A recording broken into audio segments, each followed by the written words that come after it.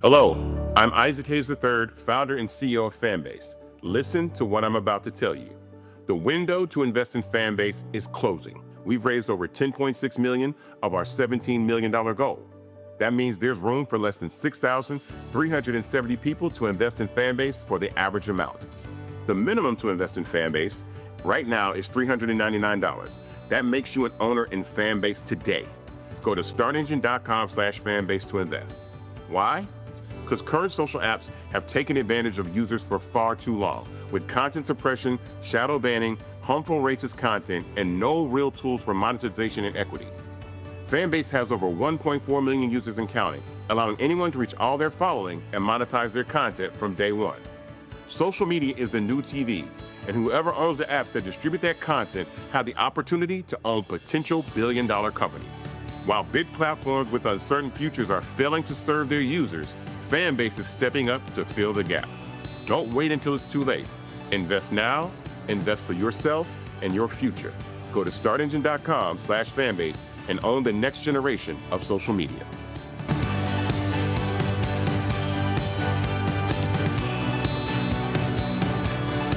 Folks, Black Star Network is here. Oh, no punches! I'm real revolutionary right now. Support this man, Black Media. He makes sure that our stories are told.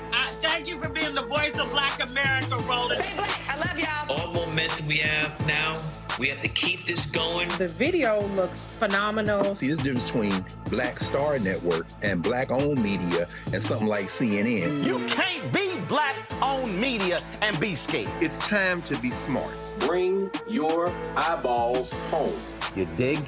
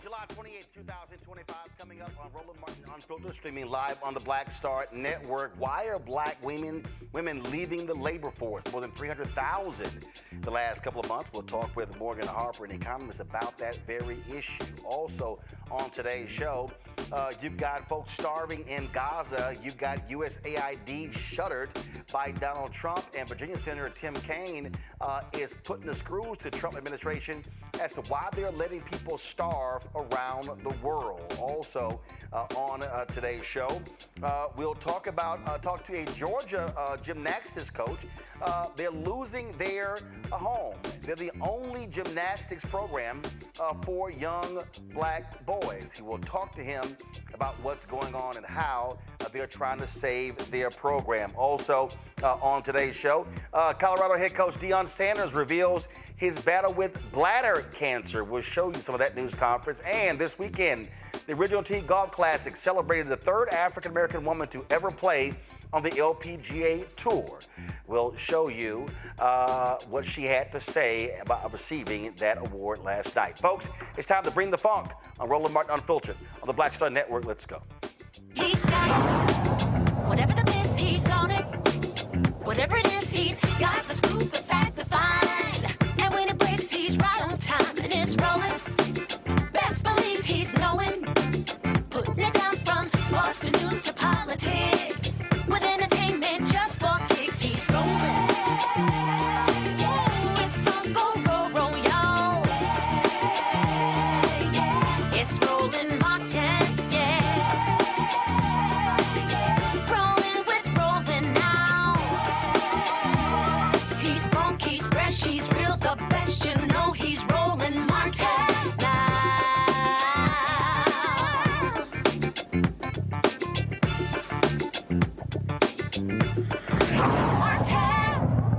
Why are we seeing a massive loss of black women in the labor force? 38,000 in April, more than 100,000 in the last couple of months. There are a variety of reasons being cited. Let's go right to Morgan Harper, of course. She's an economist. She's also the director of policy and advocacy at the American Economic Liberties Project in Columbus, Ohio. Glad to have you on the show, Morgan. So what the hell is going on? Yeah, in a lot of ways, this isn't really surprising, Roland, because as we've been talking about the last couple of months, we know that Doge has resulted, even if Doge was a fake project in a lot of ways, it has resulted in real job losses, not in the name of efficiency, just in the name of ruining people's lives, it seems like. And who are a lot of federal employees? We have a lot of black women that are part of the federal labor force. And so that's going to hit us directly.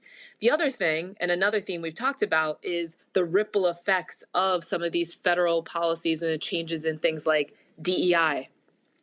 They don't just stay in the federal government. So add on to top of the federal job losses, we have a lot of private sector companies that are saying, oh, we don't have to care about DEI anymore either.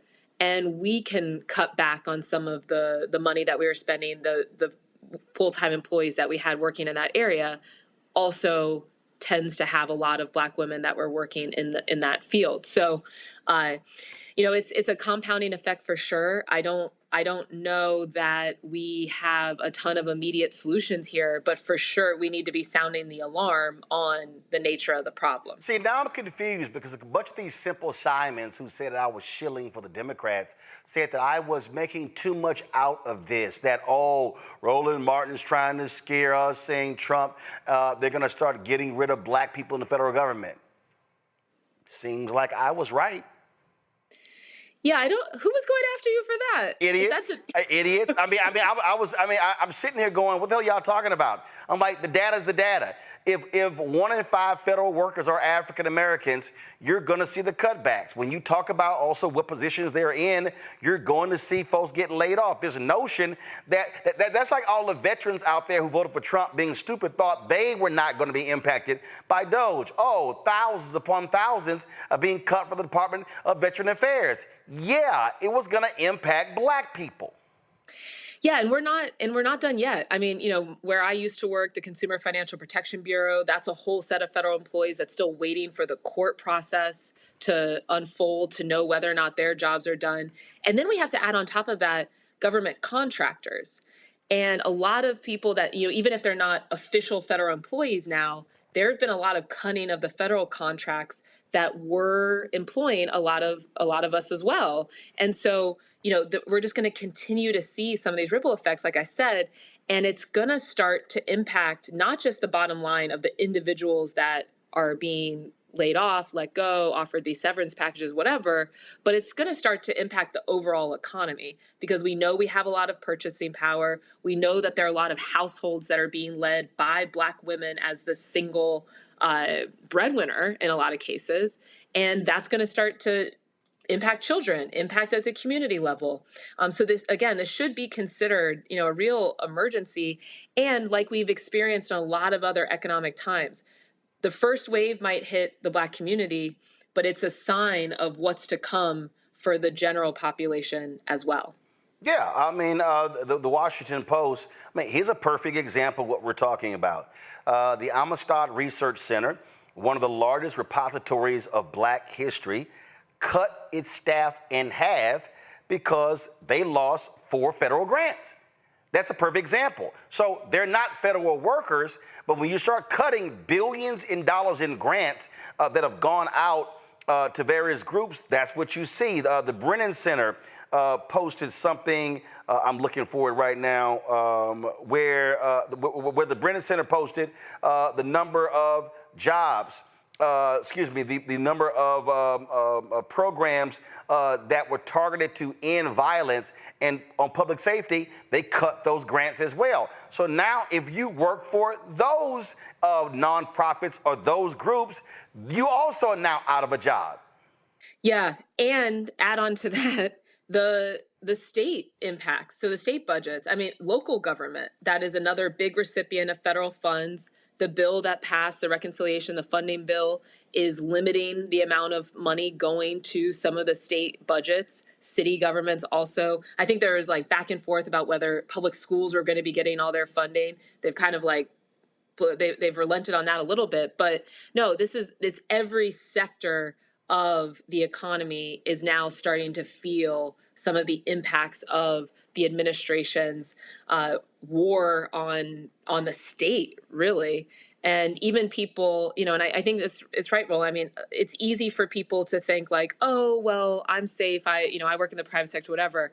No, this is going to eventually come to hit all of us and why we need to be paying attention to it. Yeah. Again, for the people who were oh, y'all are just making a big deal out of this, it's kind of okay, watch what happens. Yeah. And now the question is, what do we do? And I think this should be, added to the list of, okay, it's been pretty clear that the folks who are in charge right now, which is the Republican Party, don't really have an interest in working class concerns and particularly the Black community. And so where are we going with the observations and experiences that we are having, these job losses, the impacts on the economy? If we're going the Democratic Party, this is the kind of thing that we need Democrats to be talking about and highlighting some of these impacts all the time. And as they continue to expand into different parts of the country. So I think that's another misconception, is that, government workers, oh, that's just a DC thing. They've got it made in DC. Why do we care about them anyway? It's like, no, there's a lot of government workers all across the country. And to your point, Roland, as it starts to impact even nonprofits and as I was mentioning, some of the local and state funding, that's going to be everyone. There are no carve-outs when the goal is destruction. Indeed. I want to bring my panel right now. Joining us, Dr. Omi Kongo, being a senior professor of lecture school international service, American University, author of Lies About Black People, How to Combat Racism. Dr. Larry J. Walker, associate professor, University of Central Florida. Joy Cheney, founder, Joy Strategies out of D.C. Glad to have all three of you here.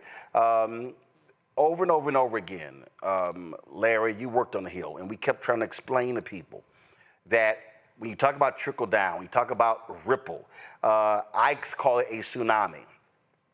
And this is the thing that people don't understand.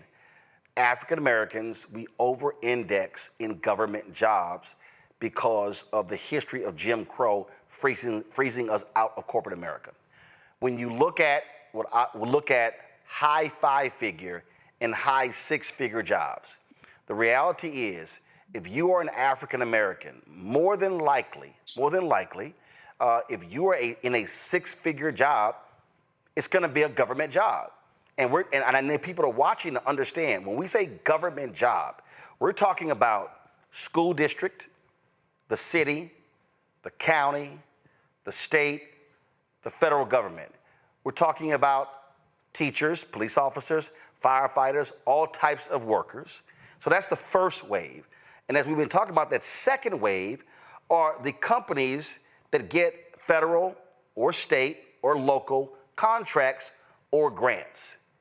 You see massive cuts, that means a serious case of pneumonia for Black America. You highlight some really important points, Roland, and as it relates to what we just heard and the study, essentially when it comes to the U.S. economy, Black folks are the canary in the coal mine when it comes to these government cuts and what is coming, right? So it's a trickle. Eventually, it's going to become a tidal wave for the rest of America, right? As we get impacted immediately by this, because we're the bottom of of all these indicators because of systemic racism. But you're right. People are all this rhetoric about federal employees. They use federal employees as code for Black folks, because you're right. I don't know how many people I lived in the DMV for a number of years, and I don't know how many Black people I knew that worked in the federal government and did quite well for themselves. The challenge for this, as you just heard, the expert just talk about, is the impact this is going to have on the U.S. economy. Black women more likely lead households, as she mentioned. We have mortgages, rent, people paying for groceries. It will impact every aspect of the economy. Then in the next 6 months, year and a half, when it starts impacting groups that don't look like us, then there'll be a concern and worry. But it's really too late. These cuts are devastating. And I worked on the Hill. Joy worked on the Hill. And I've never in my lifetime seen this essentially taking a scalpel and just ripping up the federal government. And the long-term impact on the U.S. economy, people cannot understand how this will weigh on the economy. And then the challenges, like I said, foreclosures and all the other issues going to impact the Black working and middle class is going to be devastating for this country. And again, we go over this, and Joy, I don't understand how any of these idiots could think that this was not going to impact Black America. And what have I consistently said? The goal of Trump and his team is to defund Black America. That's correct. He wants to cut off avenues to advancement for Black people, for Latinos. He'll be the Asian Americans in a minute, and frankly, poor whites. He has, and he started with us. We know that we are always the canary in the coal mine, as has been already referenced. This is going to exacerbate what is just already a pay equity issue that's happening with Black women in particular, but across Black America. And it will have long range impacts. More than 30% of the employees that were let go in that first wave were Black people and other people of color.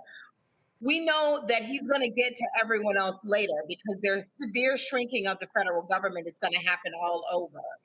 It started where it's most easy, but your panelists have already said this. I won't repeat it, but we are concentrated in jobs that were targeted by these diversity, equity, and inclusion programs.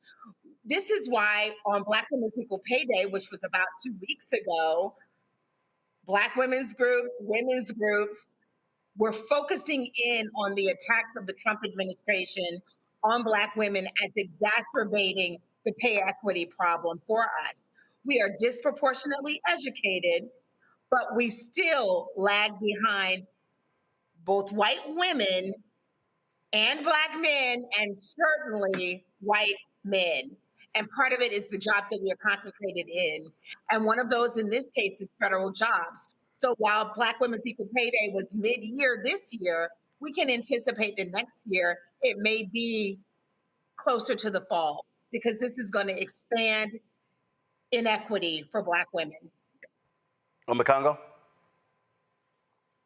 I think we need to be mindful of the fact that in addition to everything that's been said, we have to just underline the fact that this is targeted retribution on Black women.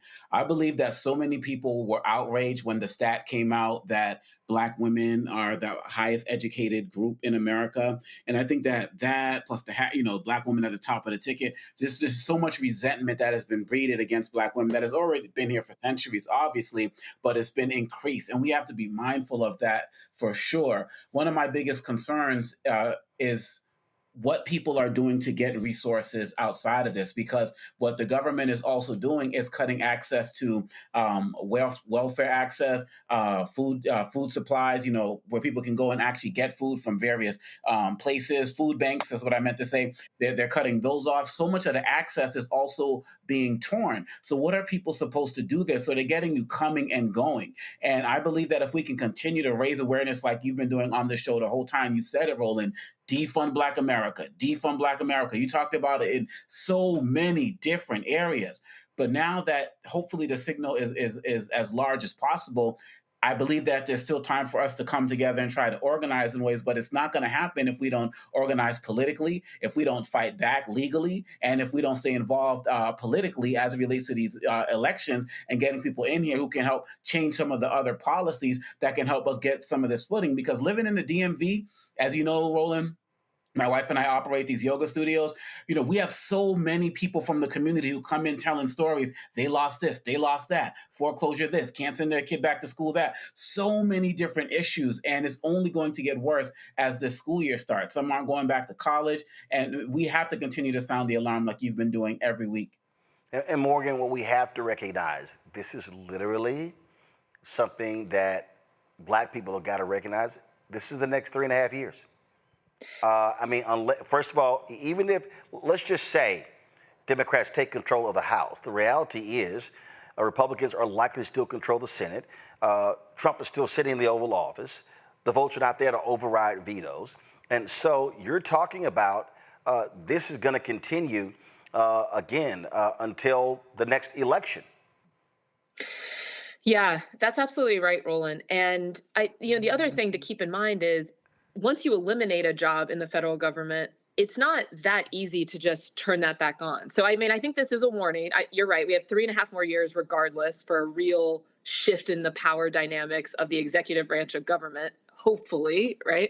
But either way, I do hope that happens, and the Democrats will keep in mind that they shouldn't just go with the rules and how they've been always done and all of this bureaucracy. It's like, there's probably going to be a need for immediate relief and immediate response and not getting lost in all of the details. The other point that I wanted to make was, in that 3.5 years, just the scale of damage that can be done, we need to be real about the generational wealth impacts that could come from this. Yep. Because what also happens with federal jobs, those are jobs with benefits. I will speak for myself. My federal job was the first time after paying back student loans that I started to do a real meaningful contribution to a 401k. Why? Because there was a match coming from the federal government to incentivize doing that.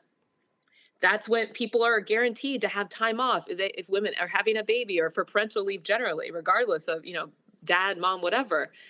So we need to be careful about, even if we are being told stories about jobs that are coming to replace the jobs that are lost from federal government, what kind of jobs, the quality of job. And I think it's fair to say that it's highly unlikely in the current economic environment that the jobs that are going to be created that are available to the broadest set of the public, and particularly the middle class, are going to be guaranteeing the same level of benefits that have been enjoyed through a lot of federal jobs that we've been occupying over the last several decades that have been halfway to the middle class. So you lose jobs, you lose benefits. They're trying to cut Medicaid expansion, trying to cut the Affordable Care Act. And so they literally are trying to cut, and destroy the social safety net. Yes, and if we know that $400 right now can be the difference for a lot of people between making it through the month or not, then imagine adding on top of that, you no longer have someone that's helping cover your healthcare premium. You no longer have an emergency fund that you have saved if you do have some unexpected medical expense or other life expense that comes up. And so just the possibilities for financial damage that really then leads to the damage of families and households is not even quantifiable right now. And that's very, very sad and scary. Indeed. Morgan, we appreciate it. Thanks a lot. Thanks for having me. All right, folks, going to a break. We'll be right back. Roland Martin Unfiltered on the Black Star Network. This week on The Other Side of Change. Zohran Mamdani, the New York City mayoral race, and this progressive wave that has sent such a shockwave through all of New York City and really the rest of the country. Jamal Bowman is going to help us understand what this mayoral election means and how we make sure that it translates across the nation. Can you imagine national Democrats identifying themselves as having flavor or riz or swag? Absolutely not, right? So hopefully the city does what it can in November to help resurrect this dying party and honestly just resurrect our democracy. Only on The Other Side of Change on the Black Star Network. On the next Get Wealthy with me, Deborah Owens, America's Wealth Coach, Black Americans have 1/10 the wealth of their white counterparts. But how did we get here? It's a huge gap. Well, that's why we need to know the history and what we need to do to turn our income into wealth. Financial author and journalist Rodney Brooks joins us to tell us exactly what we need to do to achieve financial success. You can't talk about why we are, as Black people, where we are, unless you talk about how we got here. Bridging the Gap and Getting Wealthy, only on Black Star Network. Hey, what's up? Geek Tony in the place to be. Got kicked out your mama's university, creator and executive producer of Fat Tuesdays, an air hip-hop comedy. But right now, I'm rolling with Roland Martin, unfiltered, uncut, unplugged, and undamn believable. You hear me? Folks, this story out of Alabama is absolutely shocking and stunning. 3-year-old kid, Katorius KJ Starks Jr., died after he was accidentally left in a hot car for several hours. Now, here's what's crazy. The Birmingham Police Department says KJ was in temporary foster care. He was picked up from a daycare around 9 a.m. by a third-party worker contracted through the Department of Human Resources for a supervised visit with his biological father. The visit ended around 11:30 a.m. Instead of returning KJ to daycare, the worker, who was employed by the Covenant Services, stopped to get food for her family, shopped at a tobacco store, then went home. The worker forgot KJ was in the car, fastened in a car seat for more than 5 hours. KJ was removed because they said that the parents were going to cause harm to the child. quote, a child in DHR custody was being transported by a contract provider. When the incident occurred, the provider has terminated their employee due to confidentiality. DHR cannot comment further regarding the identity of the child or the exact circumstance. As of right now, no charges have been filed. I cannot imagine, Joy, I cannot imagine if my child, first of all, I'm already stricken by my child being removed from my custody. But you remove my child from my custody, and then you end up causing my child to die. Yeah, these are the saddest cases. This is shocking because of the state, but it does happen. And parents, especially in those summer months where the consequences are dire, and those deep winter months where the consequences are dire. I pray for these parents. They will never be able to be made whole, but the state does have the ability. There are technologies that have been created to make sure that if you are in a car and you have a child in the back seat, there's something that will alert you that something's moving back there. Yeah. The Chevy EV Blaze I'm driving right now. Literally, when you stop, put it in park, it immediately tells you, "Hey, check the back seat for a child." Yeah. But I'm still I don't understand how it's your job, Ome Congo. I'm confused. You literally picked the kid up. How do you go food shopping into a tobacco store and then go home? Yeah, and it just makes me wonder why this person has not been arrested already. How are charges not filed? I want their asses in jail right now. Period. Bottom line. This doesn't make any sense, and it represents every stereotype about the system as it relates to state custody. This is tragic. As a father of three, thinking about one of my own in a situation like that, the absolute neglect of this. And it just shows a fundamental mind. And yes, we know there are tragic situations where these things happen in real life, and in outside of this type of situation in terms of government workers. But this is their job. This is their stated job. And that this child, this beautiful child, would leave this earth in that particular situation, supposed to be going to see his father. This is something that should lead to an overhaul of the entire system and an investigation of the entire system. I wouldn't be surprised if other situations like this in terms of neglect happen.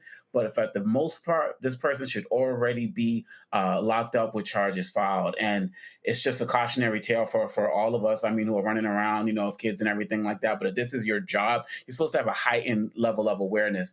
And they got to throw the book at this person. Larry, just shocking and stunning. Yeah, as a parent, I just can't even. Joy highlighted it. They'll never get over this, and obviously this is a systemic failure. Roland, unfortunately, we hear too many of these stories of departments at the state level that were supposed to be caring for children. Obviously, this is a third party vendor, but they contracted one, so the state has a responsibility to look out for the child's well-being. I think the core of this issue is that apparently who was ever facilitating the child's movement from one place to another didn't value their humanity, because if they did, they would be acutely aware a small child was in the back seat and wouldn't end up going out and shopping in multiple places before that child. Obviously, I'm assuming it wasn't discovered, but there are no words for this kind of tragedy. And this is, like I said, this is the kind of failure that should never have happened. And if, like I said, if this individual really valued that child's life, this should have never have occurred. Yeah, Can I just say, absolutely crazy. And when we talk about, you talk about, what's tragic and what's crazy. It really is also our next story. The last several months, several individuals, several celebrities and others, they have been cryptically talking about pray for Deion Sanders. We know he had issues with blood clots. He had to have 2 toes removed. But today, at the news conference, it shocked everybody when he revealed that he was actually diagnosed with bladder cancer. Deion went in for routine checkup and related to the blood clots. And then when they went to a urologist, they did a test, came back and said, hey, we got a problem. They found there was a tumor on his bladder. They made the decision to remove his bladder, rebuild a new bladder with his small intestines. And he was very frank, open, and honest about his procedure, what his life has been like, and also how he's been leaning on his faith from day one. We're going to kind of break it down to you like we did our team. And it was so wonderful seeing the team yesterday. My God, it was so darn wonderful. Bucky compiled a wonderful video to let them know every step of the way so we wouldn't have to explain every detail, but it was phenomenal. I wish we could show you all that same video. It was extraordinary. I think Bucky's going to put it on his YouTube channel soon after this. But let's get started. Let's kind of give them, let's walk them through. Can we do that? Is that okay with you all? Can we walk you through? Let's go, Law. Okay, so as you guys know, Coach has his other health issues, his vascular stuff. So every year, Coach goes for a CT scan of his vascular pattern to make sure, the blood clots are away. So with this scan, everything turned out really great from the vascular side. About 2 weeks later, we get a text from his primary care doctor that said, I need to talk to you and Coach. We need to refer you guys to a urologist. So about 3 days later, we go see a urologist. They go in for a quick procedure. The urologist told us, hey, within 10 minutes, I can tell you guys if he's going to need another procedure or if we just need to do these follow-up appointments. And the doctor told us, okay, you guys are going to need another procedure. I'm going to refer you to my colleague, Dr. Kurkasia. But at this point, you have a bladder tumor. And from there, we'll go get it removed, and then Dr. Kurkasia, it was, go ahead. Yeah, so we proceeded with removal of the bladder tumor. It showed a very aggressive, Let's go backwards because you guys gave me options that scared me to death. Oh, well, once we knew. We'll get there. I'll get there. Okay, I'm sorry. We removed the tumor. It was very high grade, invading through the bladder wall, not into the muscle layer, something we call very high risk, non-muscle invasive bladder cancer. So we did discuss options. We discussed some options of treatment in the bladder, and we discussed bladder removal as well. Given his commitments to his family and to the team, elected to undergo a bladder removal. We performed a full robot-assisted laparoscopic bladder removal and creation of a new bladder. And I am pleased to report that the results from the surgery are that he is cured from the cancer. You can clap, it's okay.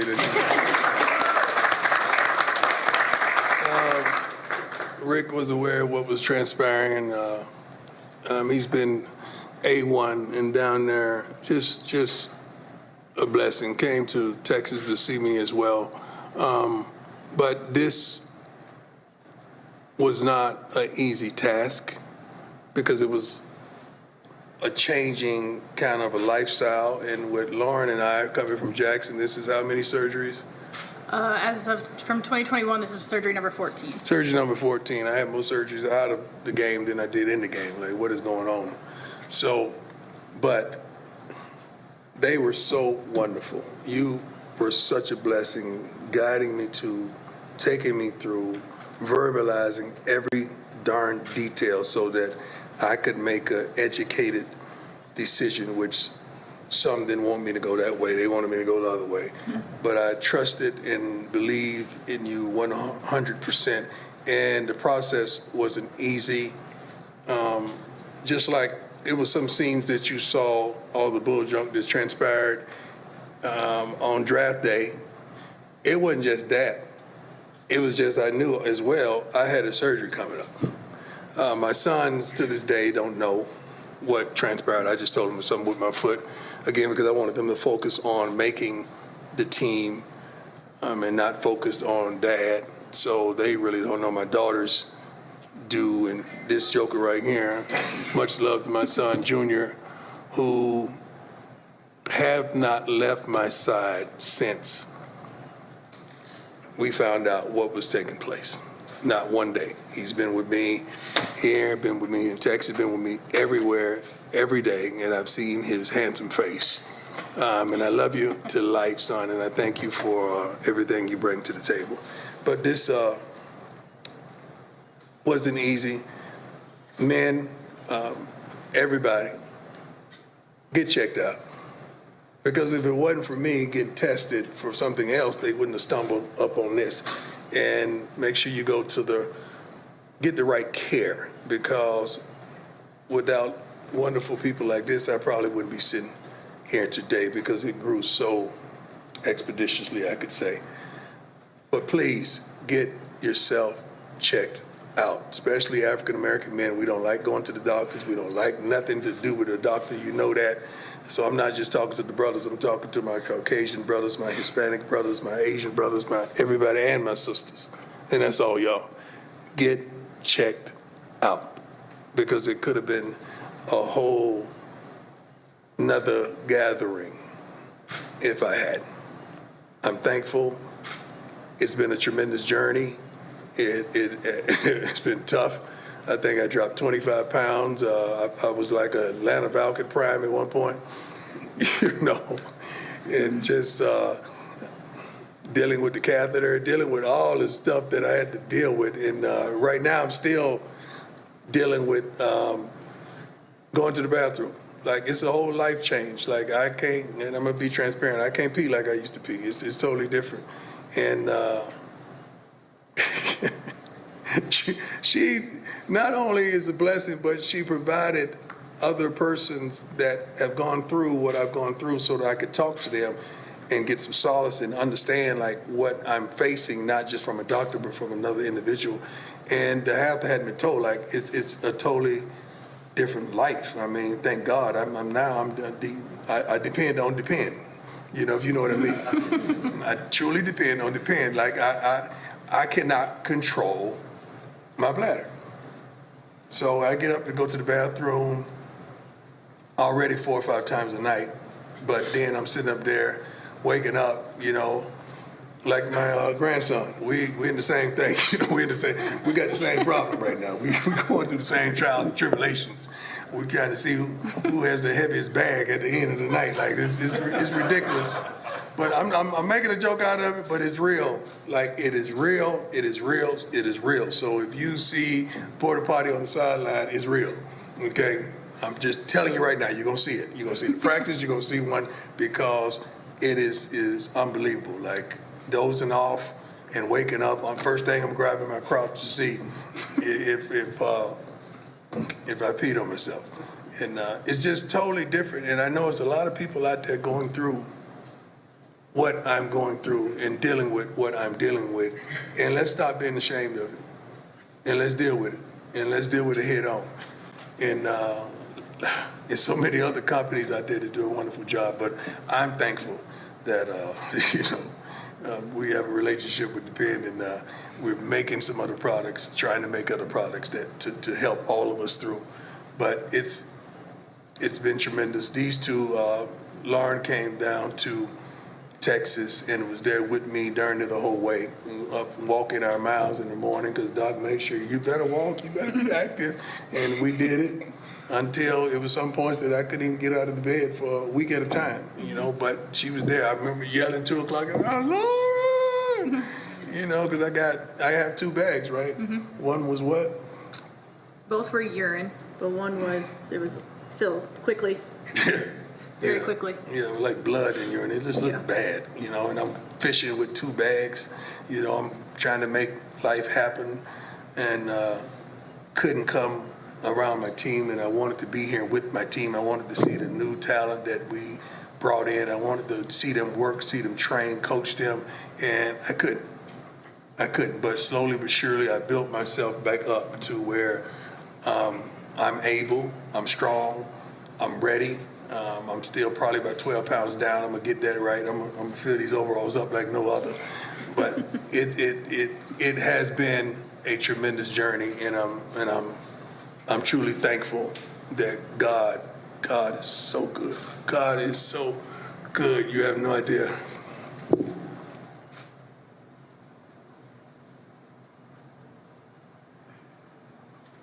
You have no idea how good God has been to me for me to be here. You have no idea. Folks, this is a video posted on Deion Sanders' Instagram page, actually showing him fishing. He loves fishing, and you actually see how he has the two bags he's talking about sitting there on the table. He's got the tubes connected to him. Absolutely, Coach Prime has lost a lot of weight. It was so funny at one point in the video, he talked about how he's changed his numbers 2 or 3 times. He's going to do it again. I had hit him up a few weeks ago. Somebody was like, wrong phone number. Dr. Leslie Deane, Professor in Chief of the Division of Urology at Howard University College of Medicine, joins us right now. Dr. Deane, glad to have you here. So, first of all, explain this idea of rebuilding the bladder. That really blew me away when the surgeon said they took portions of his small intestine and rebuilt his bladder, How? Great to be with you, Mr. Martin. So rebuilding the bladder is important because there needs to be a reservoir in place for the urine to collect. The small intestine is used for that purpose, and it is basically, as you know, the small intestine is a tubular structure. That is detubularized and fashioned into a reservoir, much like a ball or a balloon. And then the ureters, or the tubes coming from the kidneys down to the normal bladder, are sewn into that reservoir.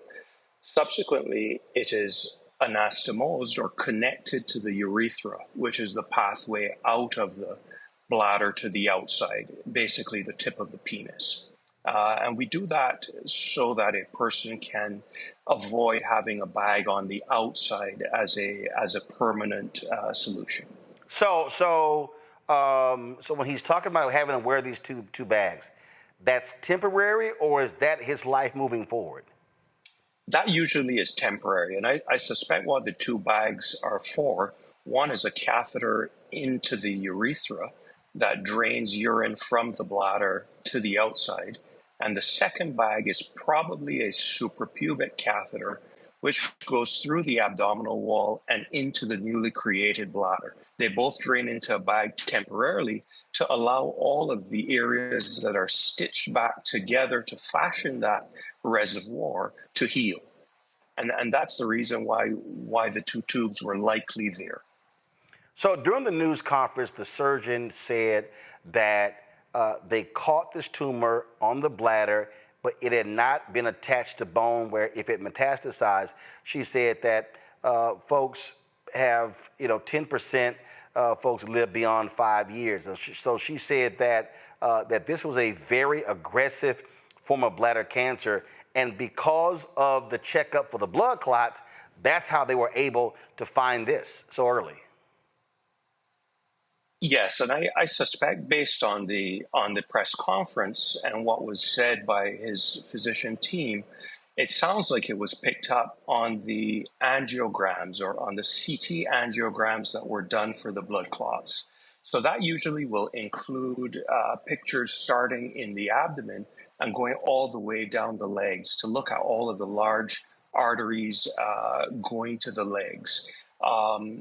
And included in that field would be the bladder. And they probably detected a mass inside the bladder, which then prompted all of the additional investigations and referral to a urologist. So how do you, because this is one of the issues that also was raised during the news conference, symptoms, things along those lines. And so, what does a person look for? One of the surgeons said that bladder cancer is the fourth highest cancer for men.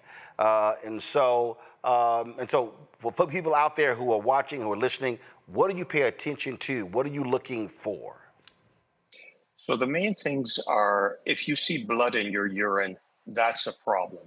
And blood in the urine, in the absence of any symptoms of a urinary tract infection, should really raise the alarm bells. Many times this is picked up on a routine urinalysis that shows microscopic blood, so blood that you cannot see. And that will also prompt referral to a urologist for further evaluation. Additionally, a change in your urination habits. So meaning that you are going to urinate quite often.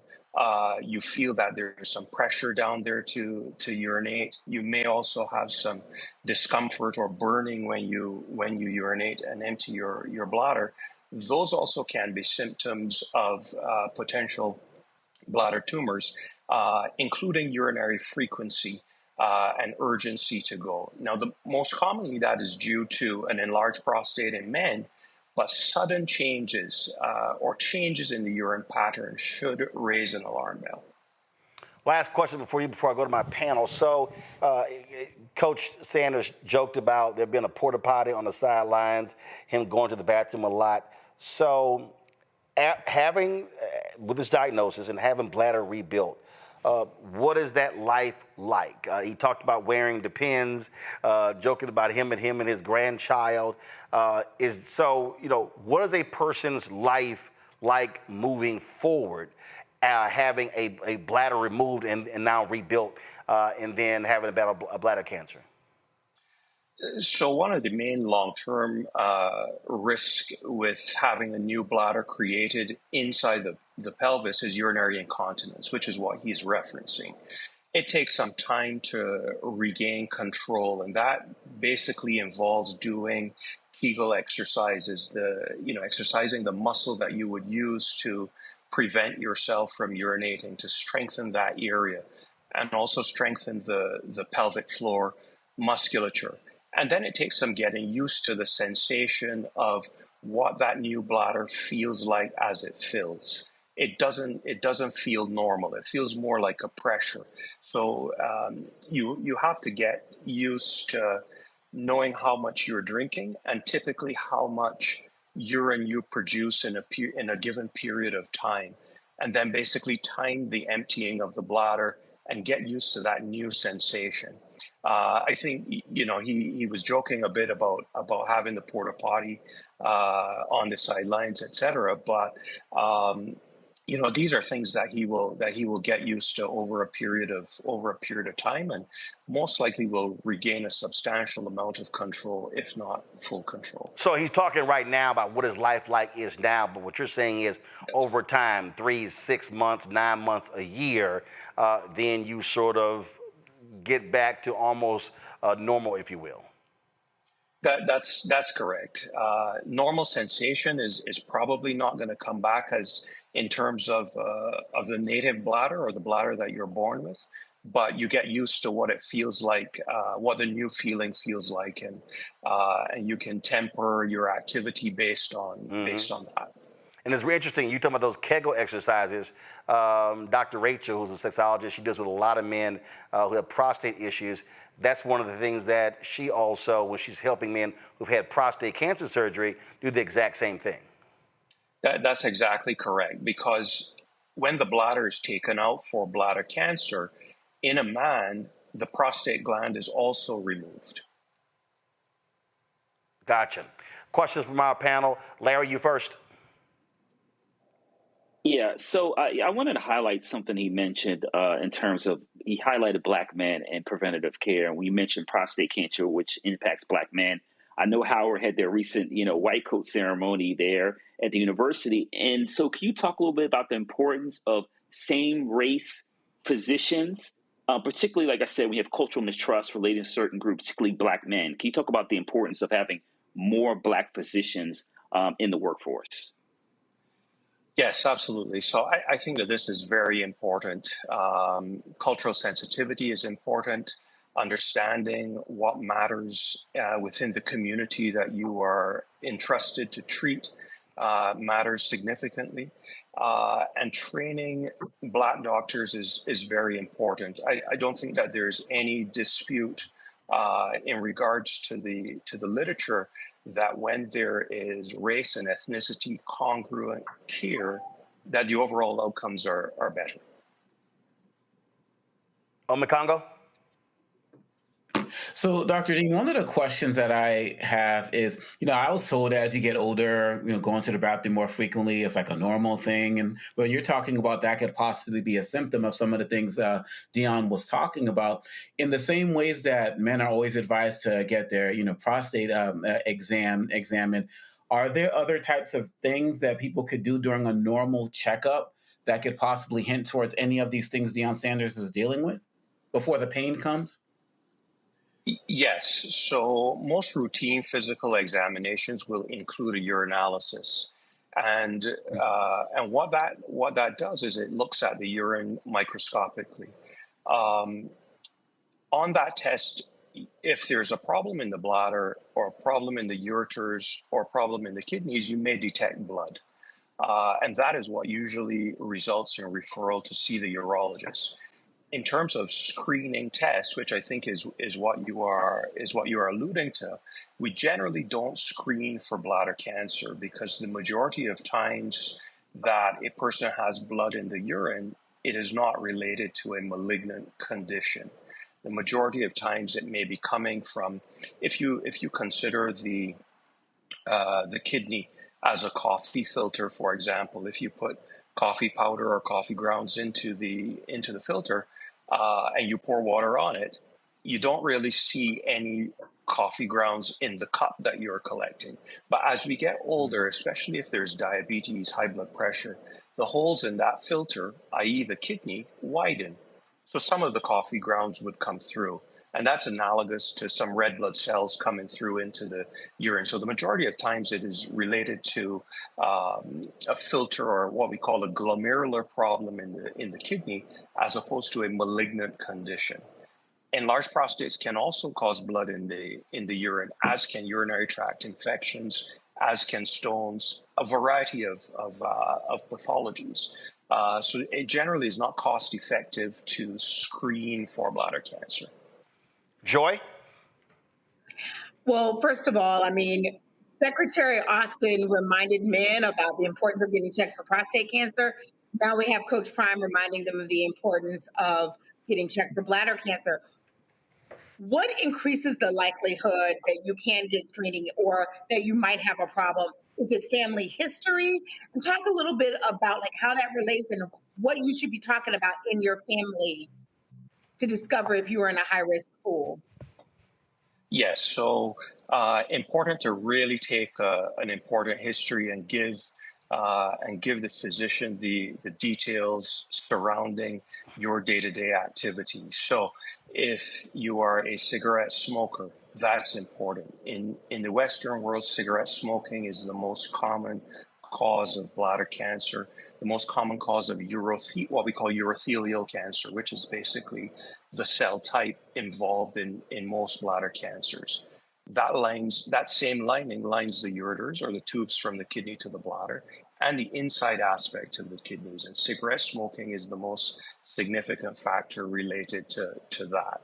There are other risk factors in terms of getting older. We know that 9 out of 10 bladder cancers present in men over 55. So as you get older, this is something to be aware of, particularly if you have that history. Prior history of chemotherapy. There are some drugs that are used to treat leukemias and lymphomas that predispose to bladder cancer. So if you've had a history of leukemia or lymphoma as a younger individual, then knowing that the risk of bladder cancer is increased for you lifelong is also important. And then there are some hereditary aspects of bladder cancer. There's a condition known as the Lynch syndrome, which is a hereditary colon cancer syndrome, one that does not involve polyps in the colon, and that puts men and women at risk for bladder cancer. And then there are other genetic conditions that involve mutations of a particular tumor suppressor gene called P10 that is infrequently associated with bladder cancers. Additionally, exposure to dyes. So, folks who worked long ago in the hairdressing and hair salon industry where a lot of dyes were used, that's potentially a risk factor. Firefighters and inhalation of smoke, rubber and dye manufacturing industries, textiles, because of compounds like benzalkonium and benzidine. Exposures to those areas are risk factors. And then finally, if you look at Northern Africa, in the Egypt in particular, there is a parasite there that people get from washing clothes or bathing in the Nile River Delta that predisposes to a different type of bladder cancer. So, these are all things to be aware of. Doc, my final question for you is, you said something that was critically important that I think a lot of people really ignore when you talked about family history. In fact, in Deion's case, he talked about this before when he was diagnosed with the blood clot problems. He actually got upset because it wasn't until he got diagnosed and his mother told him about the family history of blood clots. His mother and his uncles were diagnosed with blood clots. One uncle died from the blood clots. And Deion said, "Mama, why didn't anybody say anything?" So for people, Doc, it really explained to people why it's important for black mothers and black fathers to have real conversations with their children about what their parents or aunts and uncles, their health issues, because when you go to the doctor and they ask family history, they're not just talking about your mother, your father, brothers and sisters. They're like, no, your family history, your aunts and uncles and your grandparents. And so many people don't know anything about their family history and illnesses. Yes, I think that young people have to ask and inquire about their family history, as well as, mothers, fathers, uncles, aunts, grandparents, really informing the younger generations what potentially existed in the family, even if it was a distant relative. I think that that's important because, the way genetics works, not everybody gets the condition, but many people may be carriers. And it's important to know that if you are a carrier of an abnormal gene, it's important to know that environmental exposures throughout your lifetime sort of knock off the second gene and therefore then predispose to the carcinogenesis or mutagenesis issues. Yeah, like for instance, my mom has asthma. But I don't have asthma, but I'm allergic to smoke. And when it gets in my system, sort of the same reaction. And so although I don't have asthma, one doc said, no, you said you have asthmatic conditions. Right. Yes, and reactive airways tend to run in families as well. And that's a very important thing to be aware of. It may not be full-blown asthma, but there may be certain things that trigger asthmatic type symptoms when you're exposed to them.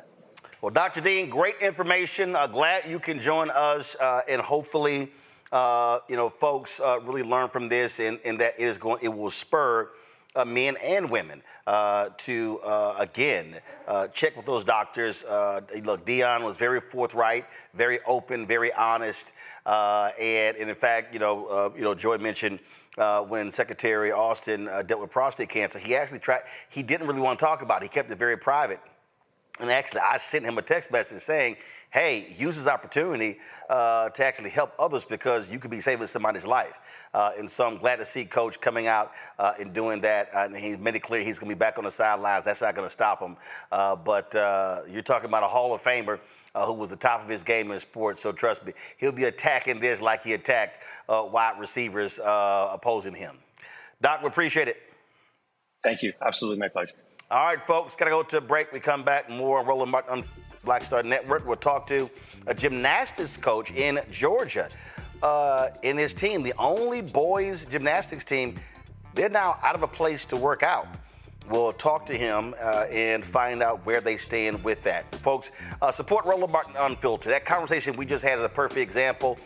Listen, you're not going to see on network television, cable television, spending 30 minutes talking about an issue like that. In fact, you damn sure not going to see a black urologist on any of those networks. And so this is why Roland Martin Unfiltered, the Black Star Network, matters, because we seek out African Americans who are experts in their field, showcasing their knowledge and expertise for you. And so, again, that's why this show matters, not just with the content, but with those experts. So do us a favor. If you want to join our Bring the Funk fan club, the goal is very simple. We're trying to get 20,000 people on average to contribute $50 each a year. That's $4.19 a month, 13 cents a day. You support this show, you support the other shows on the network, the shows we're launching, that we're actually testing and we're launching. And what's important here is that we don't charge for a subscription. So I'm not asking you to pay $7.99 a month on Patreon or some other platform. It's really, again, a fan club. We've had people who say, you know what, Roland, I can't give $50, so they give $25, $20, $10, $5, $1. We had some people say they're blessed. They give $100, $5,000, $10,000, upwards of $30,000. We appreciate the dollar, saying we do $30,000. And so your support is critical to our success. If y'all watching on YouTube, y'all should be hitting that like button. All of y'all are commenting. That's important as well, because it changes the algorithm, which impacts the revenue that we generate as well. Because all this is about providing a service where we center African Americans in the news on this show. And so, do us a favor, folks, and contribute via Cash App. You will see right here. Use the Stripe QR code. Just click the Cash App button to continue to contribute. Checks and money order. Make it payable to Roland Martin Unfiltered. Roland Martin Unfiltered, please. P.O. Box 57196, Washington, D.C. 2003 7-0196. PayPal is R Martin Unfiltered. Venmo RM Unfiltered. Zelle Roland at RolandSMartin.com. Roland at RolandMartinUnfiltered.com. Be sure to get our show swag as well. And remember, when you buy our shirts and hats and mugs and all sort of stuff, we get part of that revenue. And this is the key. We've switched providers. We've had too many issues with the previous company. If you ordered a shirt via Custom Spring, send us an email. Go to Roland Martin Unfiltered or go to RolandSMartin.com. Send us an email so we can help get your product. We have switched companies, so we're using a different company for ShopBlackStarNetwork.com, and so you can get our T-shirts, all of our stuff right there at ShopBlackStarNetwork.com. Back in a moment. On the next A Balanced Life with me, Dr. Jackie, we're talking about leveling up, or to put it another way, living your very best life. How to take a bold step forward that'll rock your world. Leveling up is different for everybody. You know, I think we fall into this trap, which often gets us stuck because we're looking at someone else's level up journey, what leveling up means to them. For some, it might be a business venture. For some, it might be a relationship situation, but it's different for everybody. It's all a part of A Balanced Life. That's next on Black Star Network. This week on The Other Side of Change. Zohran Mamdani, the New York City mayoral race, and this progressive wave that has sent such a shockwave through all of New York City and really the rest of the country. Jamal Bowman is going to help us understand what this mayoral election means and how we make sure that it translates across the nation. Can you imagine national Democrats like identifying themselves as having flavor or riz or swag? Like, absolutely not, right? So hopefully the city does what it can in November to help resurrect this dying party and honestly just resurrect our democracy. Only on The Other Side of Change on the Black Star Network. Hey, what's up, y'all? I'm Devon Frank. I'm Dr. Robin B., pharmacist and fitness coach, and you're watching Roland Martin Unfiltered.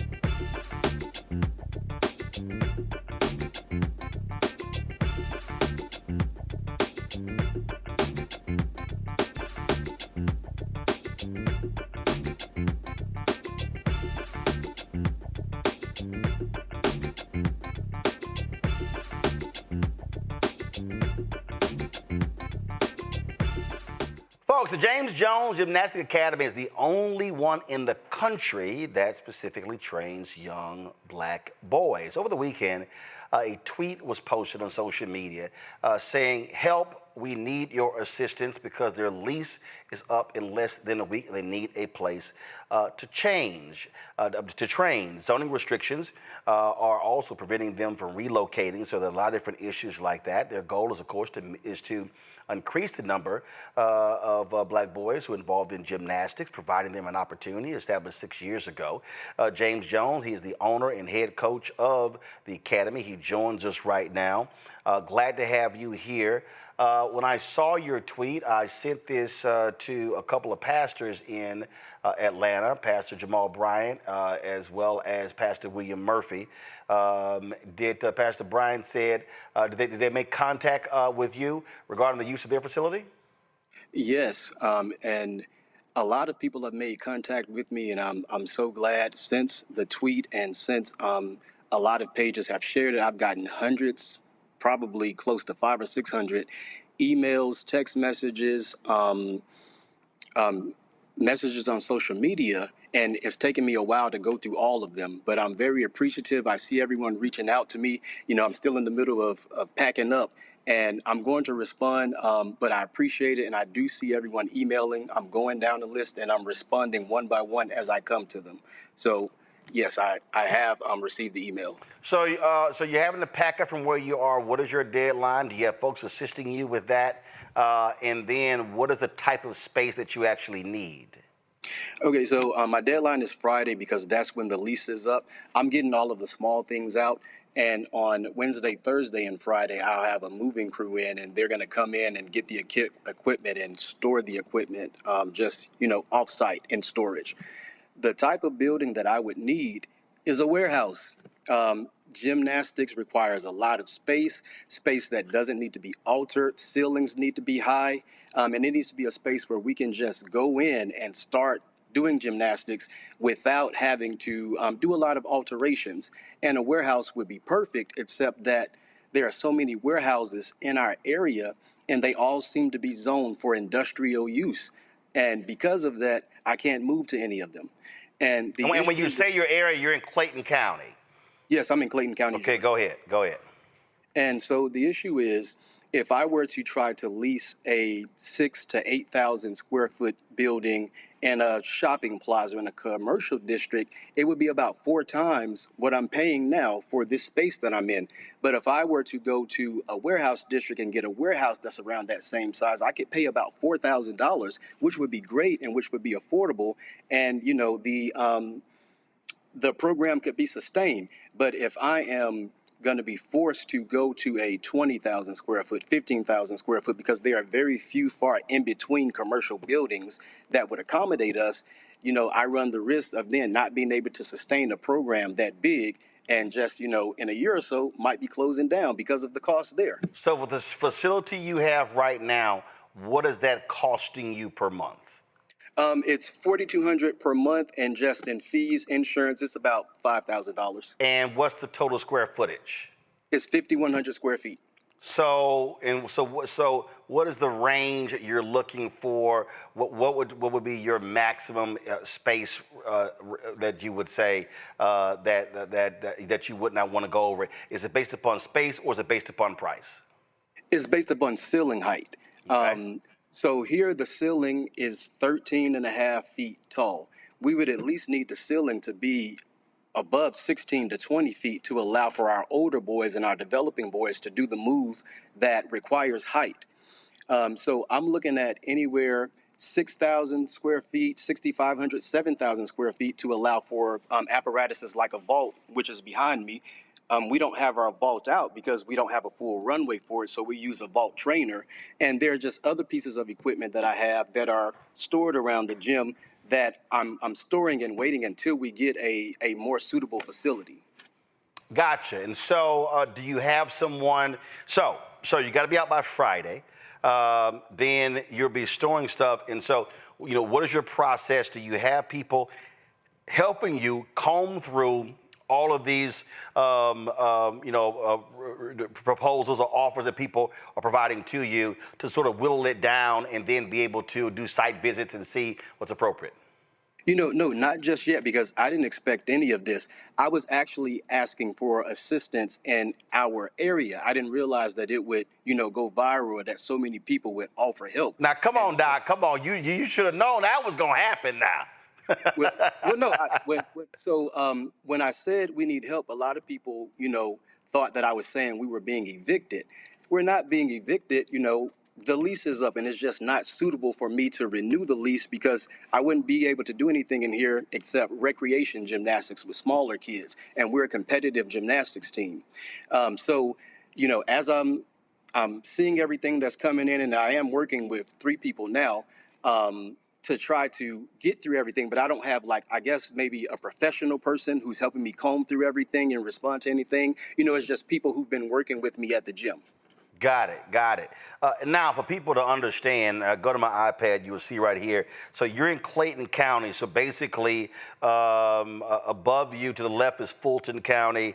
Then you have DeKalb County, and so that's sort of the space. So are you looking to stay in Clayton County, or would you also, if it's the right facility, would you do Fulton or DeKalb? If it's the right facility, I'm interested and I'm open to it. The reason that I am here in this area is because, we have a trailer park that's behind us. We have low-income apartments that are surrounding. We have an extended stay that's across the street. And there's a grocery store here, a barber shop, a Chuck E. Cheese. There's a lot of foot traffic that comes through, and the kids from the neighborhood in the area, they look in and they see, and they will knock on the door and say, hey, I want to try gymnastics. I would like to come in and do it, and I let them come in. And if I weren't in this area, in an area similar to this, I don't know if I would still be able to offer low income or just free gymnastics to the kids who stop by and who want to do that in the program. Now, we do have families who do pay tuition, and some have a reduced rate. And I don't want to say that the focus isn't on them. The focus is on them. But just this area, I was able to serve a lot of lower income families. And I would like to be in an area where I'm still able to do that. So if I'm not, I understand. So if I have to move to another location where it's more expensive and I can't so much do the lower income or the free classes or, just working with people, that would be fine. But that's just the goal of mine, to still be able to serve just in an area and coach in an area where, if there is a kid who wants to do gymnastics and they can't afford it, particularly boys, because it's so hard to find a boys gymnastics program. And it's almost impossible to find a black boys gymnastics program. I still want to be available, for them. And, I do want to say there are other black-owned or black gymnastics programs that are in our area. They may be in another county or in another city, and, they are there too. But, we just our main focus is boys gymnastics. Right. And I don't think there is another all black boys gymnastics team in the United States. If it is, I've never seen them. They would have to call me and let me know. I would be surprised. But to my knowledge, we're the only one. So if I can't do that here and I can do it, say, in another county, or I'm partnering with someone where we are still serving just families who just can't afford it, I would love to still do that. But the building would have to be affordable for me to do that, and It would also have to be suitable for gymnastics. Got it. Questions from the panel? On the Congo, you first. First of all, thank you so much for the work that you're doing. Can you just explain what happens with these young boys who are involved in this gymnastics program? Everyone talks about all these other sports, basketball, football, pursue this, pursue that. You're so passionate about it. What do you see working with these young boys in this program? I see very early development of fine motor skills, development of personalities, development of vocabularies, because a lot of the moves are in other languages. I see a lot of social skills that they develop. I also see a pride in what they do. So I'm not saying that doesn't happen with other sports, but I believe it happens earlier with gymnastics because of how challenging it is. Gymnastics, in my opinion, is the hardest sport in the world. It also develops muscles in boys faster than other sports because you use your entire body. it's grueling. Like the type of workouts that they do are similar to what a professional athlete would do, because they are the professional athletes at a young age. And, what I just see is a sense of pride in doing something new, learning something new, and having a goal that, you can follow up with and you can compete in. And so that's what I've been seeing over the 6 years that I've been doing this. And there are boys who've come to the program who didn't compete. Some have come for a day, some have come for a week to try it out, a month, and some have been the entire 6 years. And I've tried to provide something for everyone. So even if someone didn't have a goal of competing, at least they came in and had a good time, or they got to say, hey, I got to experience that. Larry? Yeah, thank you for all the work that you're doing. And I wonder if you could talk a little bit about, you say you share this story on social media, and I want to talk about that, just that. What does it say about sharing a story about something that's important and meaningful, and what that means generally in just, I guess, really humanity, in terms of having a story that connects people and that you share it to a wider audience, and what does it tell you about, I guess, in some ways, some of the common good in humanity? This has resonated with a lot of people, and a lot of people, whether they are in this same area or other states, they've shared their similar experience with not being able to find a suitable place for their gymnastics program, and they had to close down. Now, I know specifically, it is, I guess, something that Black areas may experience maybe more disproportionately because of the types of buildings and everything that are here. But what I would say is I think it's universal, especially when you think about opening a business. No matter what business it is, if you have an issue opening that business, you will have the same, I guess, feelings as someone else who's having an issue opening that building, and you can relate. I also want to say that there have been so many other gymnastics coaches who've reached out to me and said, hey, what can we do together? You're a small gym. We don't have a gym. We may be mobile. Is there something we can do together? And I appreciate that. And I think that it is something that we should all do together. None of us should ever be begging anybody to help save us, None of us should ever have any issues getting the buildings that we need, the equipments that we need. And so I'm I would really like for all of the coaches who are in this area to come together. If you have a small gym, if you don't have a gym, if you're mobile, if you're teaching a rec class, let's reach out to each other. And I want to point out that I have a GoFundMe, and it's doing well. And I didn't expect it to do as well as it is. And I think that, God has given me this moment, and there is no way that, I can just claim all this for myself. So there are so many gymnastics coaches in this area. We have Coach Gina in Sandy Springs, who had to close down. We have Flip City South. They're doing tumbling and trampolining. We have the Tumbleweeds, and they do well. And we have Kids Gym, which is a rec program. We have Coach K at Airborne Gymnastics, who's there. There are so many gymnastics programs in this area. I don't want to leave anyone else. We have Coach Natalia, and I believe it's twist tumbling, I believe. There are just so many of us, and sometimes we run into these same issues. And now that I do have this time and people are paying attention to the issue, I just want to just reach out to any gymnastics coach in this area, in the state or whatever. If you are having an issue and you think that there's something that we can all do together to partner and collectively solve this issue, or even, I would say, even if a couple of small gyms just got together to get the building that we needed, instead of having small gyms all over this area, I think that we could serve more kids. You spoke of the GoFundMe. You set a goal of $28,000. It's at $27,260. Some 624 donations that have come through already. Joy. So I hope that when you're looking for support, it's not just money. You need professional support. Comms directors. You need a lawyer. Well, actually, hold on. The first thing. Do you have a realtor? To Joy's point, because that person, you can give them what you're looking for. Has anybody offered any commercial realtor? Yes, since this has happened, there have been so many real estate agents who are in the commercial space who have messaged me.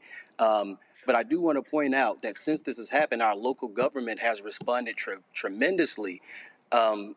Commissioner Tasha Allen, she was one of the first people to reach out to me when she saw the post. This was before it went viral. And she said, is there a way that I can assist you in getting in touch with someone in zoning? Maybe they can review some of these buildings for you. Commissioner Handbrick, who is my area commissioner, I spoke with her about a week ago, maybe a little bit more than a week, and she, was helpful in trying to get me in touch with someone in Parks and Rec. My state representative, Eric Bell, he sent me a message asking me how could he help. City Councilwoman Carmelita Gums, she sent me a message when she saw this saying, how could she help? So there are people who are seeing, what's going on, and they are offering to help. And I'm glad that, someone is noticing that the issue that I'm having and that other people are having, and maybe things can be solved. Clayton County Zoning Administration, they got back with me and, they gave me some steps and some things that, I could possibly go through to find, a new location. And I'm so grateful, for all of these people who have, who just offered to help. And it's all coming at once. And I'm going to get back to everyone. If I left anyone off, it's not because, I'm intentionally leaving you off. There are just so many messages, and I'm still trying to go through them. But realtors have reached out, community leaders, pastors, churches, teachers, people are saying, hey, what can we do? Mm-hmm. Joy, go ahead. I'm optimistic. Joy, go ahead. Yeah, it sounds like you got it. One of the things I want to talk about or have you talk about is the importance of touching the community beyond the sport.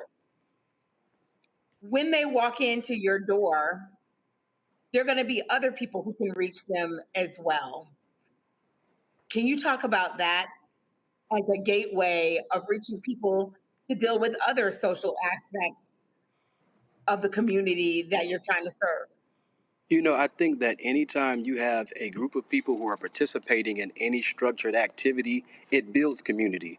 And they go out into their community and they use the things that they've learned, the things that they've seen in that structured activity, such as gymnastics, and the community is better for it. And so what we do here, the kids who come through and the kids who train here, I think that this just sets them up for life to be better citizens and to be more engaged in their community.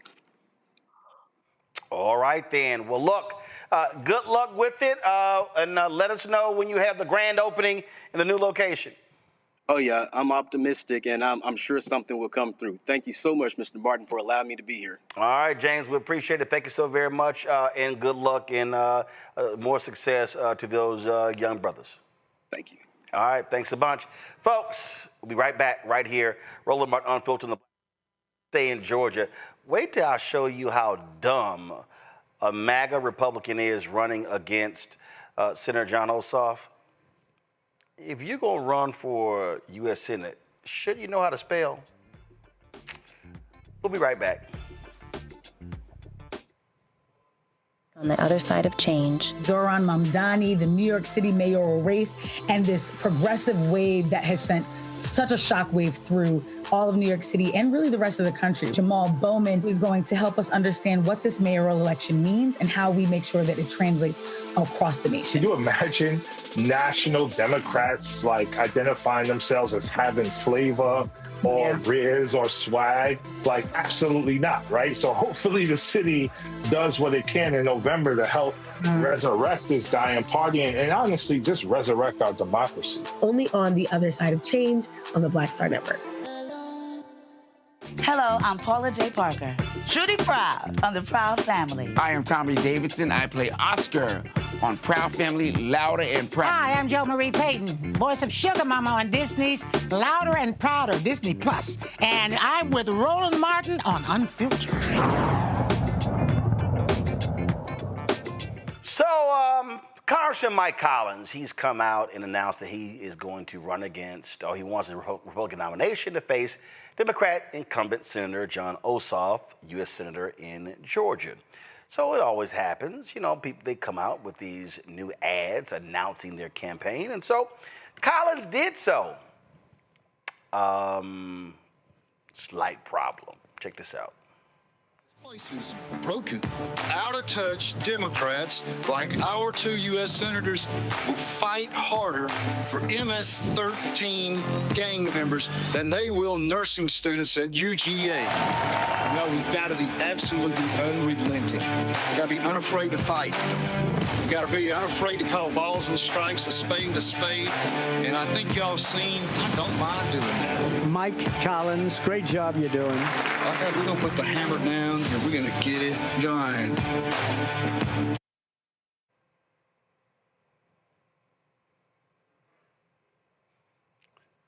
No. Go back. Does anybody see anything wrong?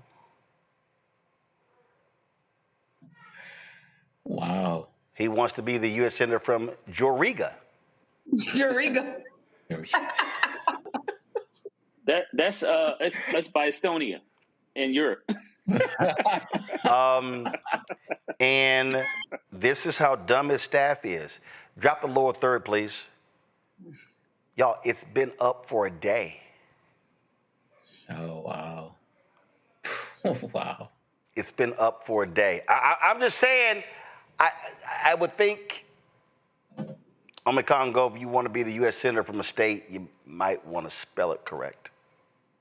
It's just kind of like basic politics 101. But, these guys, they're not on the level. I mean, you look at him, you look at Marjorie Taylor Greene. I mean, one thing a lot of these guys lack is intellect. And so given that they lack intellect, I don't see why their campaign folks they probably say, like, oh, my gosh, this is just another attack from the woke left, trying to destroy us and so on and so forth. It's like, yo, your staff doesn't know how to spell or doesn't know how to correct an issue, but their standards are so low that I wouldn't be surprised if they just left it up just out of ignorance, out of sheer ignorance. And the fact of the matter is I'm hoping that he loses in a landslide, but it's hard to think about how so many of us who do this work and so many leaders like Ossoff and Warnock, who are intellectuals, who are leaders, who are statespeople, have to run against people with so little desire to have basic abilities like knowing how to spell. But that's where we are right now. I'm glad that you called it out because a lot of folks haven't been. Joey, my name is Mike Collins, and I want to be the next U.S. Senator from Joriga. Exactly. Look, as my colleague said, I mean, there are so many people who are going to cling to it. My guess, he leaves it up. Yep. And he says that for as crazy as these people are, they might all start calling it Joriga. I mean, they might seek to change the state name to him. Forget about these folks, right? We're not going to convince them. What this should remind you is if you are a young man or young woman who is having imposter syndrome, thinking that you don't belong, thinking that someone's attack on DEI is deserved because you're not worthy to be there, you are worthy to be there. These people are incompetent. You are so much more competent than they are. Not that they made a mistake, but they're too arrogant, too stupid, too uninformed to then try to fix it. Absolutely idiotic, Larry, but that's MAGA. Yeah, I agree with my colleagues. He'd probably leave it up. I think what we have to understand is these kind of mistakes, they're made by a black politician. It would be relentless in terms of how they would be treated. I mean, I think the other thing to keep in mind is that things like this, like I said in the past, will really kind of sink a campaign before it even got started. But the other thing is, it just is just how it is. I mean, things like mistakes like this don't, like I said, won't impact them long term. What wins elections now, Roland, is rhetoric. Red hot rhetoric. That's what wins elections, and that's the imagery you saw in the ad. And so, like I said, if there was a black candidate, this would be all kinds of jokes and social media ridicule. But you won't see that, and I don't think he could beat. He will win. He's going to win, but nonetheless, I think this is, like I said, you see the imagery that's more reflective of where we are in terms of our electorate. Yeah, pretty crazy there. But I'm just saying, Joriga. All right then. I've been there, Roland. I've been there though. I visited there. So just saying. All right, y'all.